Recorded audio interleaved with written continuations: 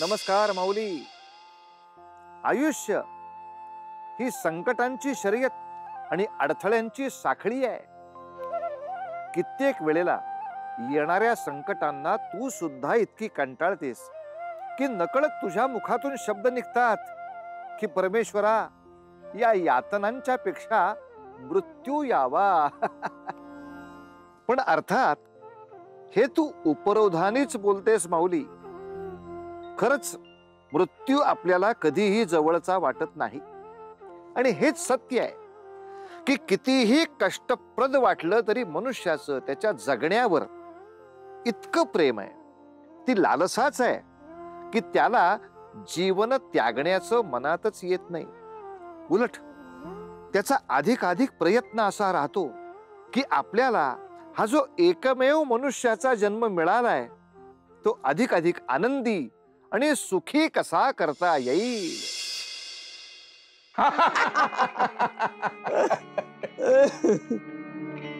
तर सुधाकर शास्त्री बुवा, असे रिकाम्या हाती चर्चा करणे बरे दिसत नाही.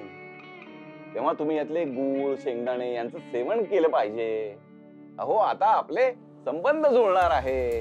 अहो विष्णुपंत, तुमच्यासारख्याच्या घरी माझी मुलगी द्यायची हे म्हणजे माझ्यासाठी कमी आहे का?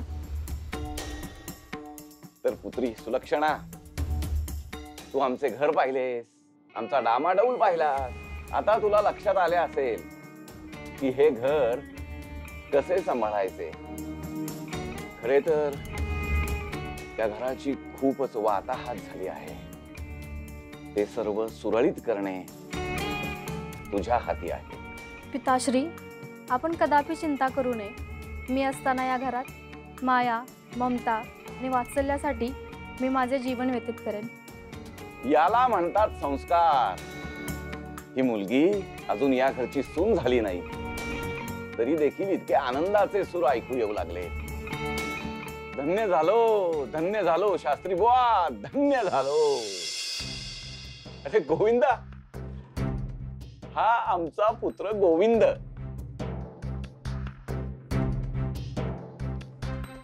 अहो, काय करताय तुम्ही? अहो हे तर संस्कार आहेत जावई बापू. जावई बापू?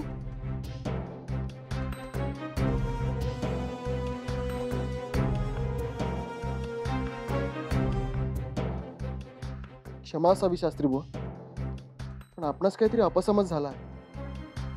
मी आपली मनापासून क्षमा मागतो की ज्या विवाहाची स्वप्न माझ्या पिताश्रींनी आपल्याला व आपल्या कन्याला दाखवली ती मी पूर्ण करू शकत नाही. माझा विवाह झाला असून मी माझ्या संसारात सुखी आहे. आपण आपल्या कन्येसाठी इतर कोणी वर शोधावं. धन्यवाद. विष्णुपंत, किती घमेंडी आहे तुमचा मुलगा. याची शिक्षा तुम्हाला भोगावीच लागेल. चल सुलक्षणा. शास्त्री बुवा, परमेश्वरा, अरे काय केलं हे? माझा कुणीही अपमान केला नव्हता आजपर्यंत. तुझ्यामुळे तुम्हाला सहन करावा लागला. अरे कुठे भेटशील रे बाप. आणि तुमच्यामुळे माझ्या व अवनीच्या नात्याचा जो अपमान झाला त्याचं काय? कुठल्या अधिकाराने तुम्ही आमच्या नात्यात फूट पाडायचा प्रयत्न केला? काय तू स्वतःच्या बापाला अधिकार विचारतोस? अरे तुझी काळजी आहे म्हणून तुझे भले करू पाहतो, तर तू. पण तुम्ही का करत आहात माझी काळजी? ते तर माझे पूर्वज करत आहेत ना. तुम्हीच म्हणालात ना की आयुष्यात जे काही घडते त्यात पूर्वजांचा आशीर्वाद असतो. म्हणून अवनीचे घरी सुखरूप परतणे हा त्यांचाच आशीर्वाद नाही का? आणि म्हणून तिने या घरातून, पर्यायाने माझ्या संसारातून दूर जाणे त्यांना देखील रुचणारे नाही. होय ना पिताश्री? खूप विश्वास आहे ना तुला तुझ्या प्रेमावर. मग मला आता शब्द दे, जर याही वर्षी श्राद्ध दिनी पुजारी उपाशी राहिले तर त्याचे प्रायश्चित्त म्हणून जे मी मागेन ते तू मला देशील.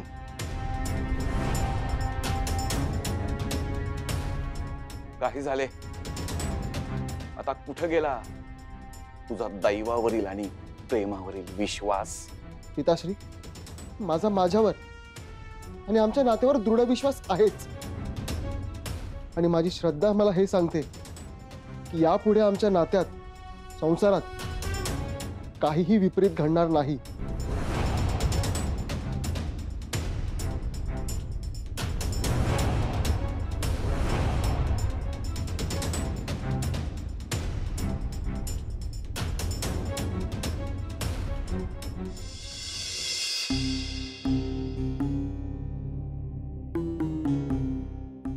तू काहीही म्हण, परंतु मला हे पटलेले नाही. एवढी सावकारीची पत्नी, धन संपत्ती कशाची कमतरता नाही, आणि मग स्वतःच्या पुत्राच्या 5वीच्या पूजेला तुला आमंत्रण द्यायला काय कष्ट होते? इथे संपूर्ण गावास आमंत्रण आले आहे, परंतु तू असे काय पाप केले आहेस? मी ह्या गोष्टींचा विचार करणं केव्हाच सोडून दिलाय सुमात्रा. एका सवाष्ण स्त्रीला तेव्हाच मान मिळतो जेव्हा ती एक माता असते, आणि यांच्यामध्ये तर तिच्यातली सगळी माया आटूनच गेलेली असते. अवनी, तू असा विचार करते आहेस? त्यापेक्षा तू असा विचार कर की त्या दुर्दैवी बालकाला तुझ्यासारख्या पुण्यवान स्त्रीचा आशीर्वाद लाभला नाही, त्यात त्याचे व त्याच्या माता पित्याचे नुकसान नाही का होणार? परंतु मला आश्चर्य ह्या मानसिकतेचे वाटते की मी कुणालाही, कुठल्याही बालकास आशीर्वाद देणार नाही असे कसे होईल? प्रत्येक स्त्रीमध्ये मातृत्व हे उपजतच असते, भलेही ती माता होवो अथवा न होवो.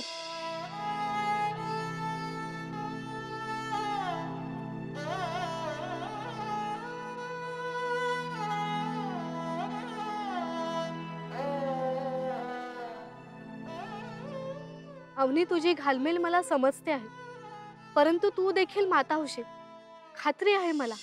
नाही, मला आता असे कुठलेही मातृत्व नको आहे जे शापित म्हणून गणले गेले आहे. त्यावरचा डाग धुवून काढणं हेच माझे अंतिम ध्येय आहे.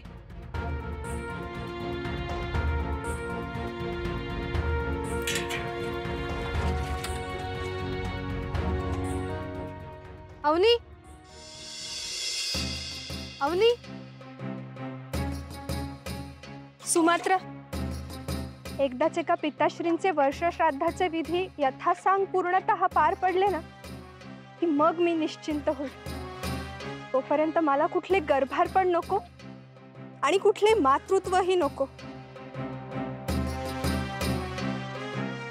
आणि आणि अवनी, अवनी, अवनी.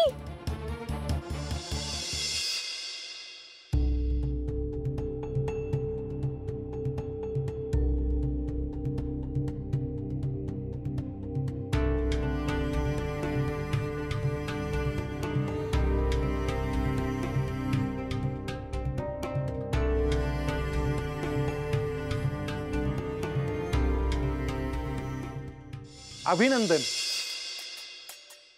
यंदा आपल्या घरात पाळणा हलणार आहे हो. सुनबाई गर्भार आहेत. पुढील काळात तुम्हास आनंदाची वार्ता निश्चित मिळणार. अवनी, ऐकलेस तू? तुम्हाच म्हणून सांगतो वैद्यबुवा. अहो, हे सगळे ऐकण्यासाठी माझे कान आतुर झाले होते.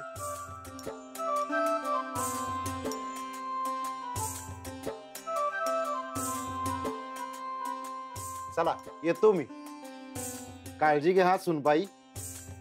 शुभम भवतु.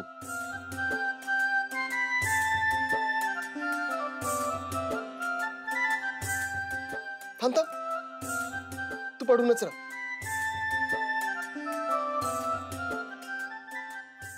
अवनी, आज खूप आनंदी झालोय मी.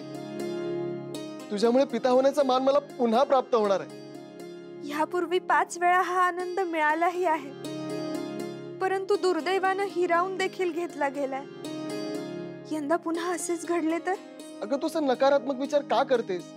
हे बघ, यंदाचे काही दुर्दैवी होणार नाही. यंदा आपण पूर्ण काळजी घेऊ. यंदा आपल्या अपत्य सुखरूप जन्मास येईल. आणि चिरकाल जगेल सुद्धा.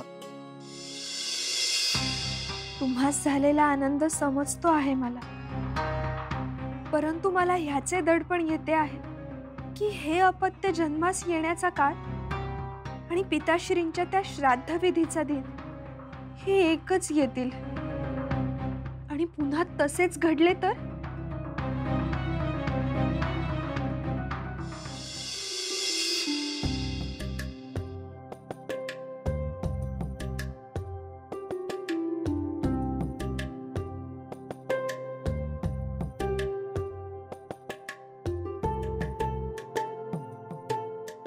परमेश्वरा, तुझ्यापासून जे लपून राहिले आहे असे काहीही नाही. आजवर नियतीने इतकी कठोर परीक्षा घेतली आहे, ज्यात सातत्याने मी केवळ पराभूतच होत आली आहे. त्यालाच कंटाळून प्राणत्याग करण्याचा प्रयत्न देखील केला, परंतु तू त्यापासून देखील मला थांबवलेस. तुझी ह्या मागील योजना नेमकी काय आहे हे माहित नाही, परंतु माझी मनोमन एकच प्रार्थना आहे, ईश्वरा, इथून पुढील आयुष्यात कुठल्याही आनंदाला ग्रहण लागू नये. अवनीच्या श्वासाश्वासावर माझे प्रेम आहे. तिला झालेले कुठलेही दुःख मला सहन होत नाही प्रभू. आणि आजवर तिने जे काही सोसले आहे, ज्या काटेरी मार्गावर तिला मार्गक्रमण करावे लागले आहे, ज्याने आमच्या नात्याची देखील सत्वपरीक्षा बघितली गेली, त्यात तिचा काहीही प्रमाद नव्हता. तुझे आशीर्वाद होते म्हणून मी देखील तिला बळ देऊ शकलो. अशीच कृपा या पुढे देखील राहो.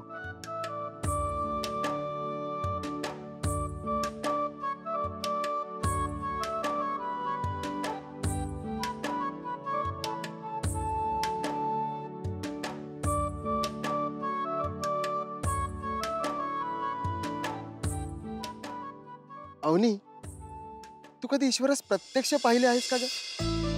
म्हणजे अहो, ईश्वर तर सर्वत्र असतो. हो, ते माहित आहे मला, पण तू ईश्वरास प्रत्यक्ष पाहिले नाहीस. पण मी मात्र पाहिले. होय का? कधी बरे पाहिले? आत्ता, काही क्षणापूर्वी, जेव्हा तू डोळे बंद करून देवाशी काहीतरी मागत होतीस ना, तेव्हा ईश्वर असे आपल्या समक्ष उभे राहिले आणि मला म्हणाले, हे काय, ही कन्या तर तिचे नेत्र बंद करून अशी समक्ष उभी आहे, जणू आमच्या आगमनाशी अनभिज्ञ आहे. त्यावर प्रभूंना मी म्हणालो, प्रभू, अहो ती तुमचीच प्रार्थना करते आहे. तुम्हाला तिला जे काही सांगायचे आहे ते मला सांगा, मी तिला निरोप देईन. असे का म्हणालात? त्यांना मला काही सांगायचे होते तर मी डोळे उघडेपर्यंत थांबले का नाहीत? अवनी, अगं त्यांना संपूर्ण सृष्टीची काळजी नसते का? त्यांना सर्वत्र संचार करायचा होता, म्हणून असे असताना त्यांना त्वरित जावे लागले. आणि म्हणून त्यांनी असा निरोप दिला, तुमच्या आयुष्यात जो काही संकटकाळ येऊन गेला, जी काही अवकृपा झाली, त्या सर्वांचा कोप आता नष्ट झाला आहे. आता भविष्यात कसलीही चिंता करायचे कारण नाही. खरे सांगू, भगवंत हे बोलले असतील की नाही माहित नाही, परंतु ते इथे प्रकट झाले तर तुम्ही मात्र हे त्यांच्याकडून निश्चित वदवून घ्याल, होय ना? परंतु तुला असे का वाटते की मी असत्य कथन करते? अगं खरंच भगवंत प्रकट झाले होते. अगदी योग्य. तुम्ही म्हणता आहात ना, तर खरंच प्रकट झाले असतील. परंतु तुम्ही ईश्वराला आपली ही शंका का नाही सांगितली? ज्या गर्भारपणाची वार्ता आपल्यास आनंद देऊन गेली आहे, ती वार्ता जर पिताश्रींना समजली तर किती मोठं पातक घडेल. आकाश पाताळ एक करतील ते, आणि त्यांच्या या कोपणाऱ्या क्रोधास कसे सहन करावे?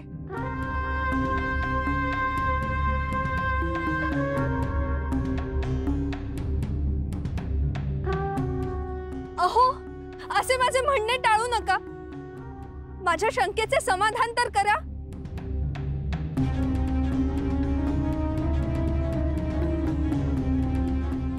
काय म्हणाला प्रभू? हो का? अतिउत्तम. अगं ऐकलंस का प्रभू काय म्हणतायत? त्यांनी पिताश्रींसाठी विशेष निरोप पाठवला आहे जो ते त्यांना सांगतील आणि पिताश्री शांत होतील. झाले समाधान? स्वामी, अहो काय हे? कधीतरी प्रसंगाचे गांभीर्य ओळखून वागा ना. परिस्थिती काय ओढवली आहे त्याची दाहकता आपल्याला माहित आहे, तरीही आपण असे बाळबोध वर्तन कसे करू शकता? अवनी,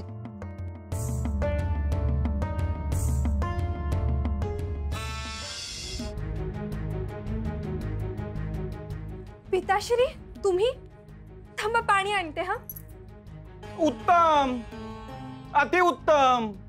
असे दिवसाच्या चढत्या प्रहरी स्वतःचे घर उघड्यावर ठेवून बाहेर मनोरंजन करण्याचे स्तुत्य उपक्रम राबवित आहात. विवाह होऊन इतकी वर्ष झाली पण दायित्वाचे भान नाही. कठीण आहे परमेश्वरा. कसे होणार माझ्या पश्चात या घराचे? या या या या बाळराजे, आपलीच कमतरता होती. आपणास पाहून आनंद झाला. पिताश्री असा क्रोध करू नका.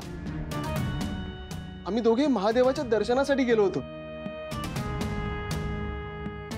हा घ्या प्रसाद घ्या.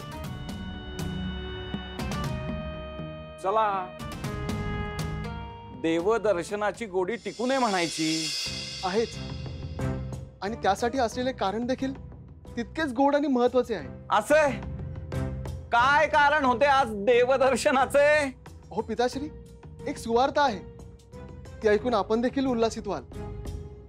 अहो अवनी, अवनी पुन्हा एकदा गर्भात राहिली आहे. आपल्या घरात आता पुन्हा नवे अपत्य येणार. परमेश्वरा, झाले. विष्णू, पुन्हा नको तेच झाले. शिव शिव शिव शिव शिव शिव. आता अशुभ आणि अपशकुनाची नांदी या घरास उद्ध्वस्त केल्याशिवाय राहायची नाही.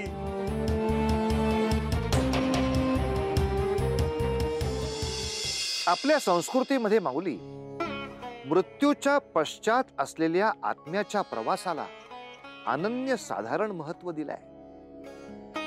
तो आत्मा या पृथ्वीवर अडकून राहू नये, त्याचं पुढील मार्गक्रमण अगदी सहज व्हावं यासाठी अनेक पूजा, विधी आणि व्रत वैकल्य देखील सांगितलेली आहेत. आत्म्याचं समाधान व्हावं, त्याला मुक्ती मिळावी, त्याचा पुढचा प्रवास सहज व्हावा, हाच त्याच्या मागचा उद्देश असतो. यासाठीच तर आपण श्राद्ध विधी किंवा पितरांचं पूजन करत असतो. कारण जर त्यांच्या आत्म्याला मुक्ती मिळाली नाही तर त्याचं पातक वंशज म्हणून आपल्या माथी लागतं आणि त्याचे अनिष्ट परिणाम भोगावे लागतात. म्हणून तर माऊली आपल्याकडे हीच शिकवण आहे की वरिष्ठांचे आशीर्वाद प्राप्त करावेत, शाप नव्हे. म्हणूनच उतू नका, मातू नका आणि घेतला वसा टाकू नका.